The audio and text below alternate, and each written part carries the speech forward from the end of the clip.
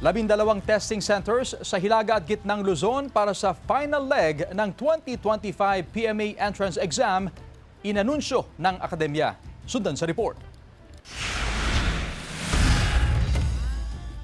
Inanunsyo ng pamunuan ng Philippine Military Academy ang mga examination center sa Northern at Central Luzon para sa final leg ng PMA Entrance Examination 2025. Nakatagda ang eksaminasyon sa September 20 hanggang September 21. Kabilang sa mga testing center sa Northern Luzon ang Baguio City, Baler, Bayombong, Bontoc, Kawayan, Lawag City, Lingayen, Tabuk at Tuguegarao.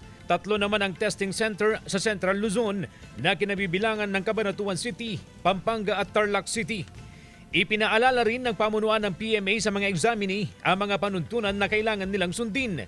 Kabilang na riyan ang 7 a.m. call time at ang pagsisimula ng eksaminasyon alas 12 ng tanghali. Kailangan din nakasuot ng puting damit, long pants at closed shoes.